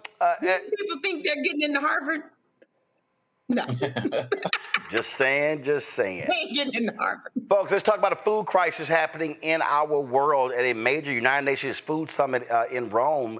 Pope Leo XIV, ripped what's happening in Gaza, calling the use of starvation a, quote, cheap way of waging war. Of course, we are seeing a lot of criticism of Israel as a result of the folks who are dying in Gaza. As a result, literally, the starving that's been going on, massive pressure being put on Israelis to stop this war, to allow food to come in. Pope Leo, he has condemned armed groups from burning farmland, blocking humanitarian aid, and deliberately starving entire communities, actions that have left millions across the world trapped. Now, that's critically important because we see what has been happening. Now, here's the full quote. Pull it up. Come on, pull it up. What does he say? We are currently witnessing with despair the iniquitous use of hunger as a weapon of war. Starving people to death is a very cheap way of waging war. That's what he had to say. And here in the United States, nearly 500 tons of expiring food that was already paid for by U.S. taxpayers has been destroyed by the Trump administration because, well, they don't really give a damn, so they're not pro-life, so they don't care if you starve to death, because it's all satisfying Doge and their cuts. That didn't sit well with U.S. Senator Tim Kaine of Virginia. And let's just say he took it to an official with the Trump administration. Watch this. Kaine, I guess you made the deal. You're up.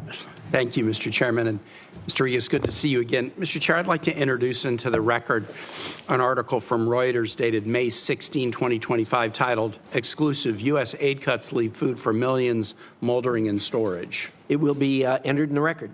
Let me just read some excerpts from this article that came out 2 months ago today. Food rations that could supply 3.5 million people for a month are moldering in warehouses around the world because of U.S. aid cuts and risk becoming unstable.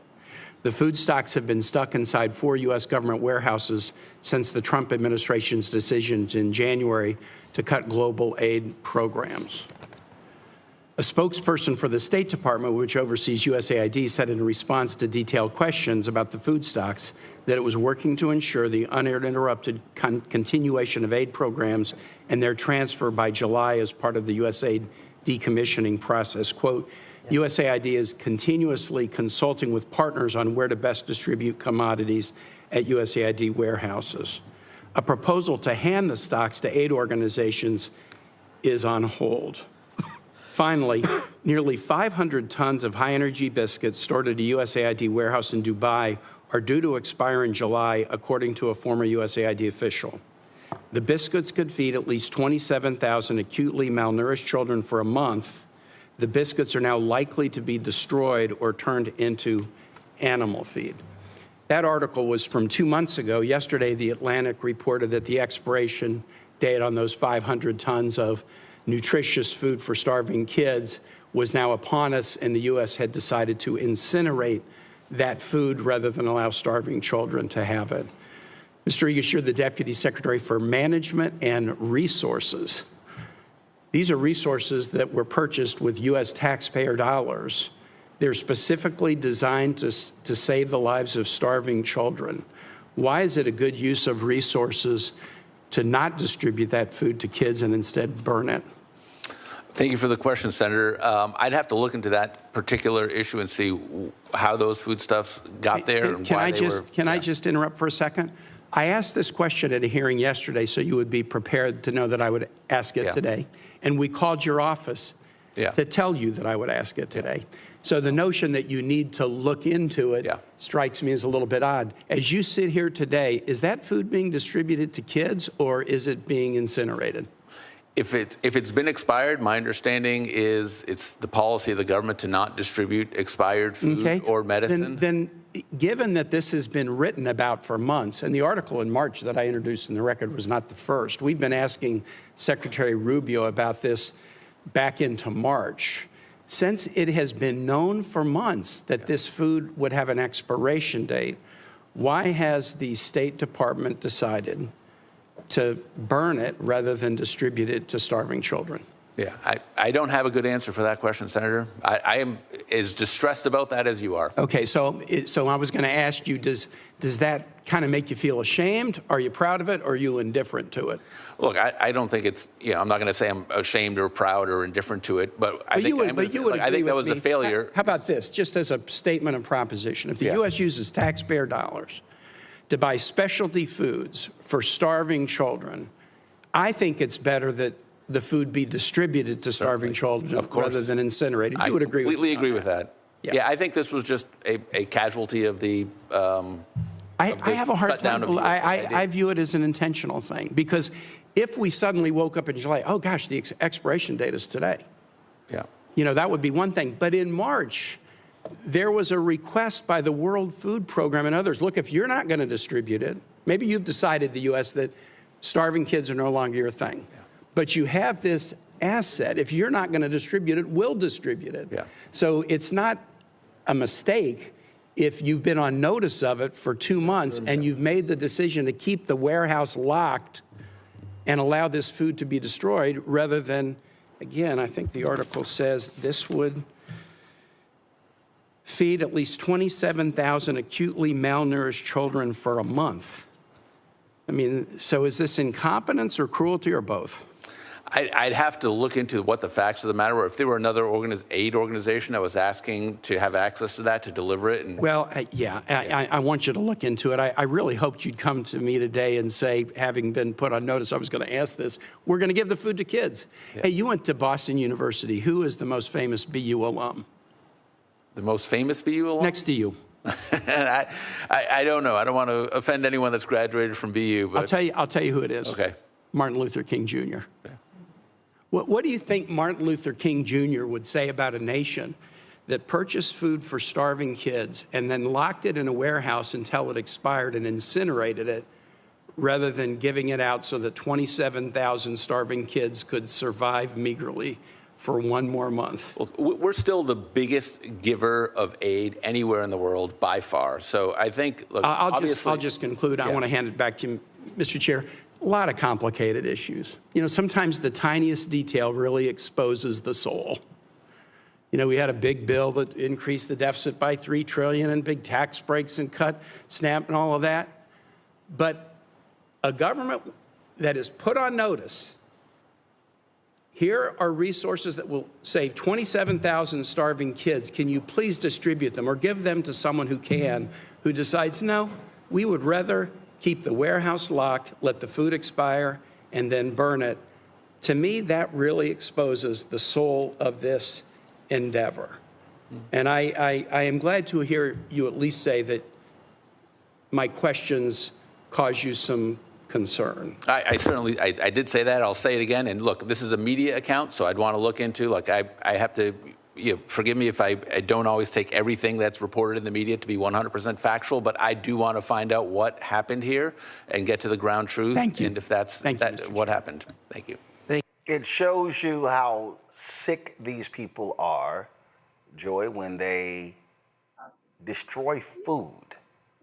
Food specifically for people starving across the world. And when the World Health Organization says, fine, we'll pick it up, they're like, nah, but we'll still destroy it. That's right. I mean, cruelty is the point here. They don't care about the people that are needing this food, whether they're frankly here or abroad. They'd rather throw it away because they are throwing red meat to a nasty base that wants to see people suffer. Now, I think they're broken, and I pray for them, of course. But the bottom line is they do have an eagerness to see people harmed and hurt. And so just like we are showing the images of what's happening in Gaza, and we should be, we've got to show more and more images of this food being destroyed, of the people who are suffering, who are not getting the aid that they have been reliant on. all of that, because we've got to throw it in the face of Americans who seem disassociated with their morality, with their purported Christianity. This is about a nasty leader of a party with a nasty base. Yeah, I mean, Larry, they show it over and over and over again. They don't care. That's how crass they are. So it's interesting, Roland, that the exchange between Senator Kaine and a gentleman testified from state. He knew that question was going to be asked. Like, I've worked with administrator, individuals who were testifying before Congress before. He knew that question was coming. He knew the answer to the question. He just was deflecting, which happens a lot in this administration. I think the other thing is that I would say it was a low point when you throw away food for starving children. But I assume that we have, unfortunately, there are levels to this over the next couple of years that we're going to see, and then we're going to look back at this and say that this is an appetizer to much worse things happening down the line. I think the other thing, Roland, in terms of the lack of humanity when it comes to an issue like this, is secondly, this is a foreign affairs issue, because I don't think Americans, we don't think about what happens in other countries. When people aren't hungry, they're desperate. And then they look for other ideas and beliefs to provide them with hope in terms of improving their situation, and then also to figure out who's to blame. And often America is a country that people point to on issues like this, and this is an exactly real life example. So I think that people not only look at it in terms of it shows a lack of humanity, but also, again, you have to look at this as a very serious foreign affairs blunder. Congo. It's important to note that this is happening in so many different areas of the government. This is one example with Tim Kaine. There's another example where they got rid of like 500 tons of food. And one of the things we talk that was meant for children in Afghanistan. One thing we also be mindful of is that it costs money to get this food together, but it also costs money to destroy the food. And so it's not like it's just being recycled somewhere, right? And they talk about ending waste, fraud, and abuse. That Afghanistan example I gave you, Biden administration put up $800,000 to get this food. It's going to cost $100,000 to destroy it. So that's one of the issues that we have to be mindful of. When we talk about this, I'm surprised Michael Rodriguez, I looked it up while you were showing the clip, still has a job, because, he was critical of the Trump administration that he works for. You saw what happened with the FEMA person a few weeks ago as well. We have to be mindful that this is one of the things that is helping change the tide on what's happening in Gaza. Right now, when people are seeing the starvation, now you have Israeli human rights organization using the term genocide. Netanyahu's in trouble. Most people who are defending Israel aren't saying Israel has the right to defend itself anymore. But this is part of an international trend of depravity towards the world's most vulnerable people. USAID, going off of Larry's point in terms of foreign policy, when those USAID trucks arrived, what did it say on it, Roland, on those bags? From the American people. That's what they called soft power. And that's what the United States is losing with Trump, rule by force, whatever they do, they talk about, do everything by force.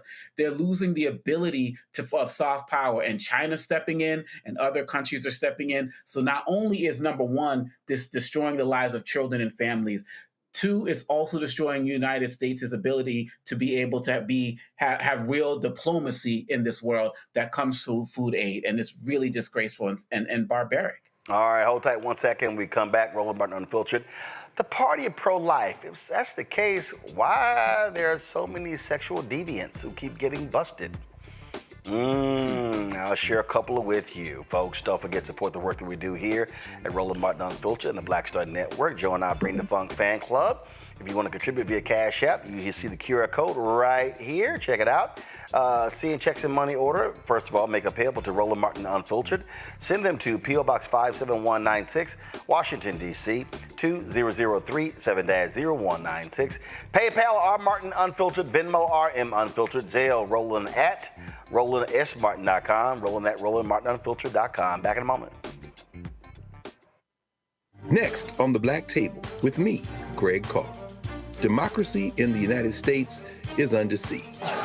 On this list of bad actors, it's easy to point out the Donald Trumps, the Marjorie Taylor Greens, or even the United States Supreme Court as the primary villains. But as David Pepper, author, scholar, and former politician himself says, there's another factor that trumps them all and resides much closer to many of our homes. His book is Laboratories of Autocracy, a wake-up call from behind the lines. So these state houses get hijacked by the far right, then they gerrymander, they suppress the opposition, and that allows them to legislate in a way that doesn't reflect the people of that state. David Pepper joins us on the next Black Table, here on the Black Star Network. Bruce Smith, creator and executive producer of the Proud Family, Louder and Prouder, and you're watching Roland Martin Unfiltered.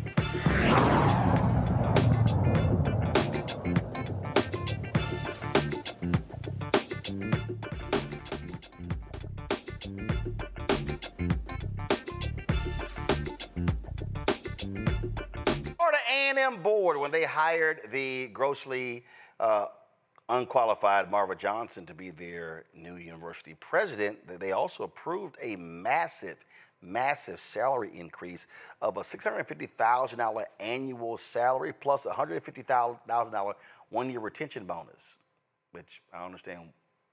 You haven't done anything yet.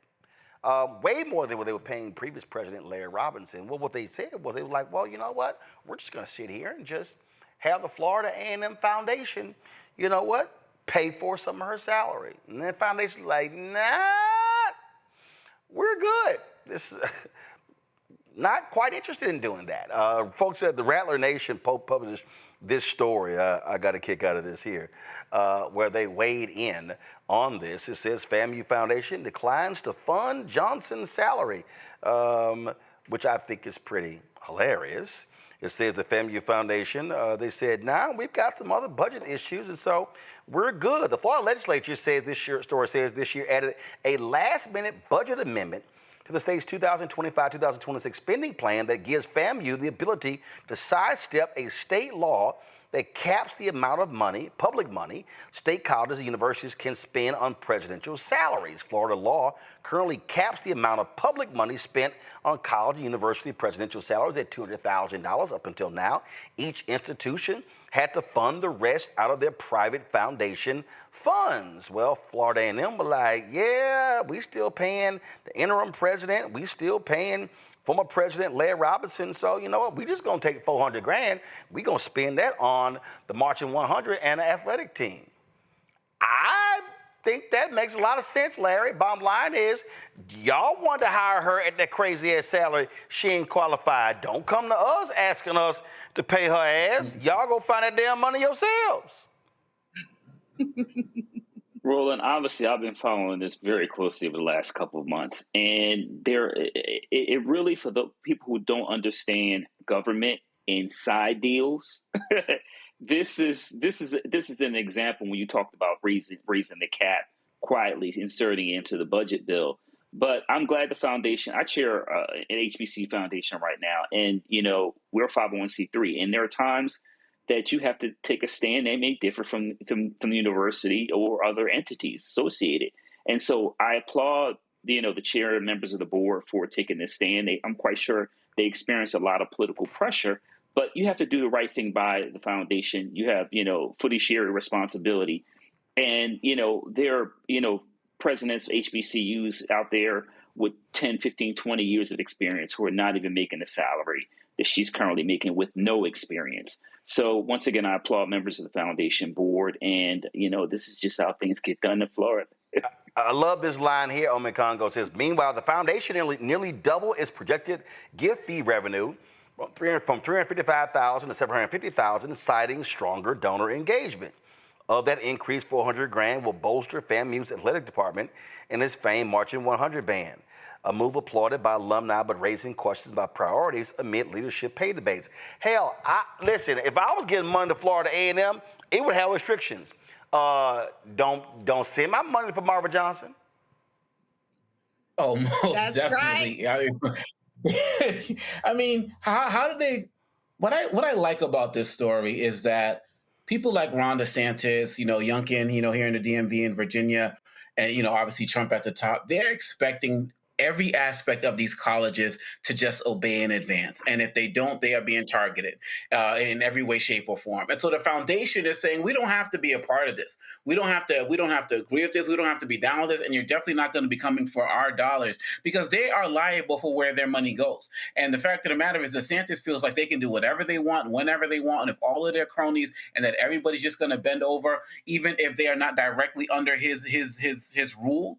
And they are not having it. And if I was given the money, I would devote it towards the music. I would devote it towards anything but this particular individual. So many people stood up to make sure that she was not going to be there, and they put her in position anyway. But it doesn't mean that everybody who's associated with the school has to just bend over and do everything their way. So I appreciate them fighting back. And it's not even just fighting back. It's just doing what's right. And we're in a crisis of morals right now, where so many people are so scared of DeSantis and his ilk that they're afraid to just do what's right. So I applaud the foundation for what they're doing. And look, it was all a hookup, a setup, Joy.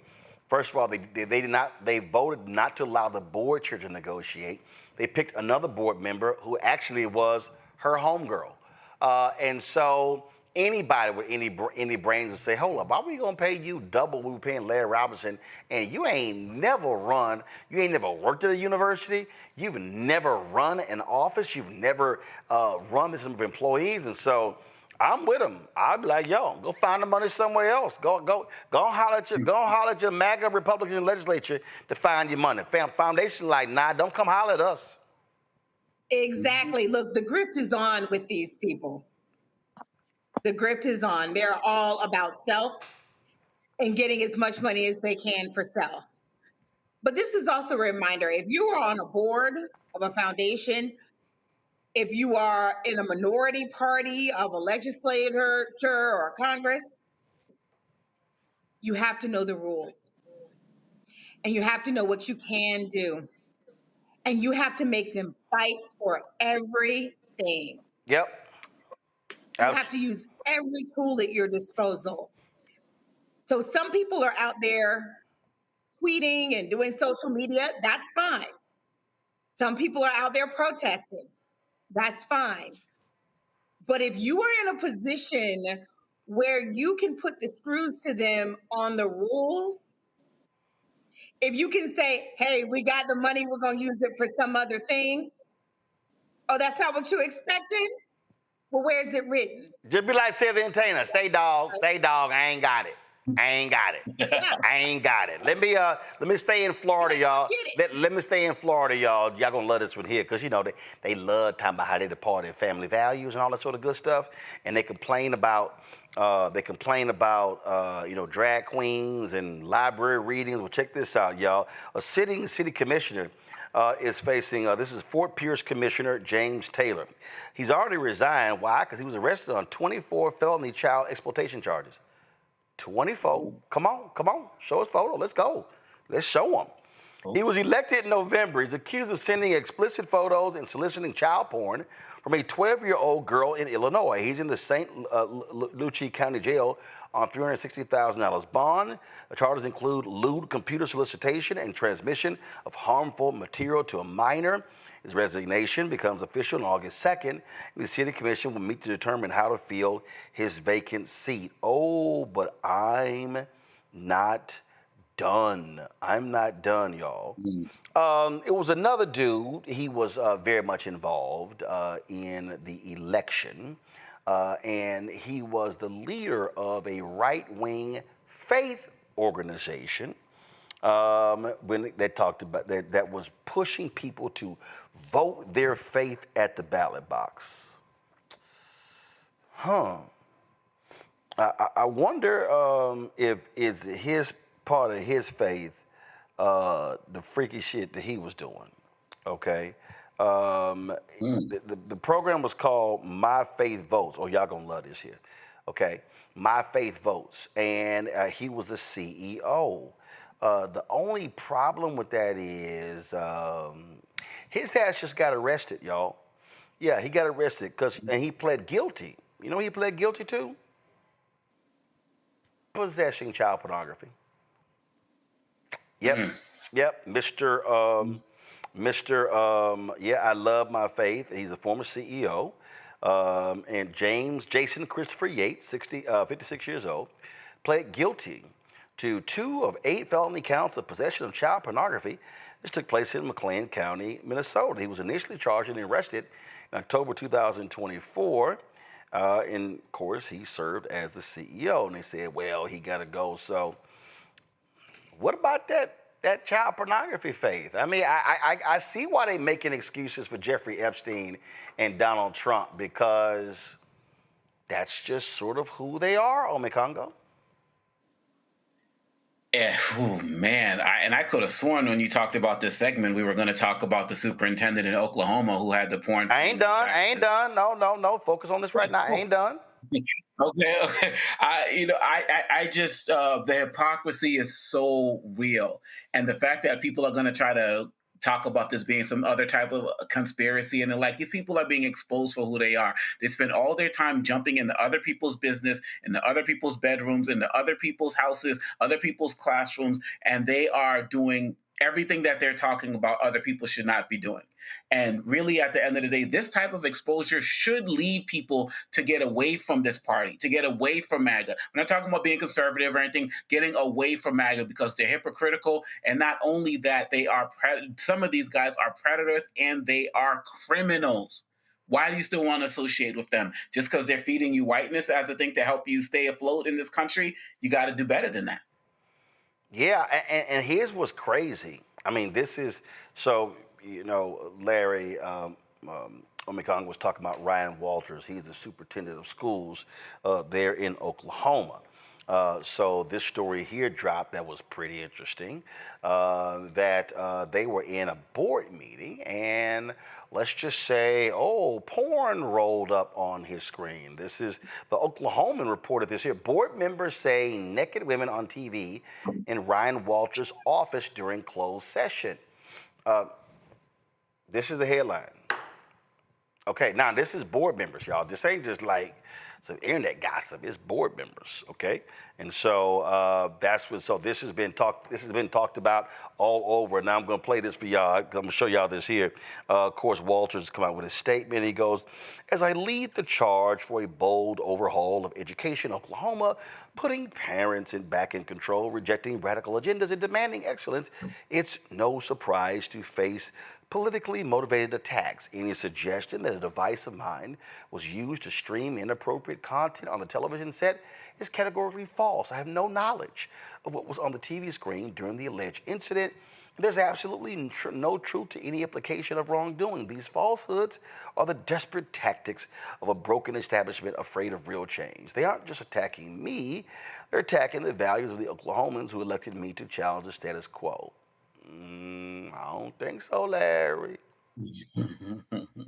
Yeah, so that I read that, denial. He pulled something from that Bill Clinton Monica Lewinsky denial from many years ago. Like, the politicians, and religious leaders also get caught all the time in these situations, and obviously the first thing they do is deny, and then he laced it with a bunch of rhetoric to make it seem like it's a conspiracy out to get him.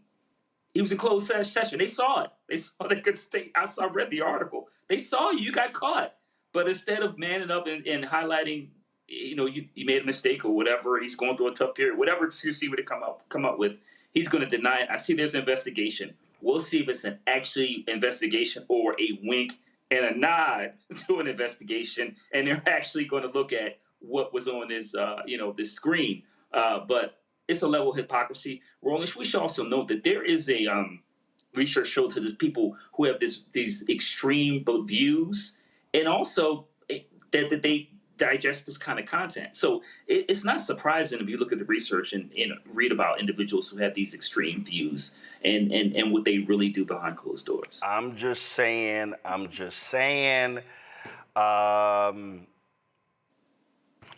Joy, he should just go ahead and just let his freak flag fly. Exactly. Look, let's clarify. A lot of people watch porn. It's not wrong. I'm going to go out and say that. I love this person right here. Goes, he's an honorable man. I believe this was a setup. Yeah. Let's talk about what this is. when you're doing it on a public device and you're doing it at work, that's the problem. That's in one category. I love it. Then let's talk about together. people who are engaging in child pornography. Is something totally different. Yeah, and again, there's an account I follow on Twitter. It's a whole lot of Republicans who are constantly getting busted on child pornography.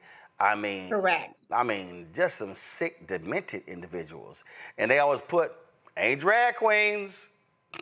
Yeah, it's the intensity of their denial that usually tips us off. Yeah. That something is wrong with them, something that they're seeking to hide. Well, guess what? They're asking for the sheriff to investigate, so we're going to see what happens there in Oklahoma. All right, folks, I'm going to have the Original T Classic video for tomorrow. We've got a couple of sports stories we're going to talk about tomorrow as well. CeCe Sabathia, as well as Bubba Wallace, but we'll say that tomorrow. Let me thank my panel for being with us today, Joy, Larry, and Omi Congo. Certainly appreciate it. Thank you so very much for being here, folks. That is it for us. We got to bounce. First off, of course, support the work that we do. Join our Bring the Funk fan club, okay? Use Cash App if you want to support our Bring the Funk fan club. Here it is. Of course, use the Stripe QR code. Click that. Click the Cash App button to contribute. Check some money order, P.O. Box 57196, Washington, D.C. 2003 7-0196. PayPal's R. Martin Unfiltered, Venmo RM Unfiltered, Zelle Roland at RolandSMartin.com, Roland at RolandMartinUnfiltered.com. Of course, if you want to, download the Black Star Network app, Apple phone, Android phone, Apple TV, Android TV, Roku, Amazon Fire TV, Xbox One, Samsung Smart TV. You can check it out right there. Of course, you can also, get my book, White Fear, The Browning of America, is making white folks lose their mind. Available at bookstores nationwide. Get the audio version I read on Audible, folks. Don't forget to get our Black Star Network swag. If you can do that by going to shopblackstarnetwork.com. Get our hats, T-shirts, all sort of stuff right there on the website. Also, there are other black-owned products you can also get there as well. So you want to support those products, shopblackstarnetwork.com. Don't forget, you can also, right here, you can also, of course, support Fanbase. Support Fanbase by downloading the app. If you want to invest, go to startengine.com/Fanbase to do that as well. Also, let me shout out my sister, Levita Martin Marshall, turns 55 today. She had big celebration in Houston on Saturday night. They had a, what's with them sipping paint parties? Y'all know I wasn't painting nothing. I was busy the one doing the video, of course. That's what I was doing. So my job is always document the good stuff. So that's what was taking place. So had a great time at the house celebrating her birthday. Let me see if I can get the video playing right here. And so that's, let's see what's going on. There we go. All right, here we go. That's her right there, jamming to the music. And so my parents were there. A lot of family members were there. Everybody enjoying themselves with the sip and paint party. When I got there, y'all know the party got turned up because I started DJing. And see, that's why the whole room is doing what they do. So that's the way we roll. So Levita, happy 55th birthday. All right, folks, that's it for us. I got to go. I'll see y'all tomorrow right here. Roland Martin Unfiltered right here on the Black Star Network. Holla!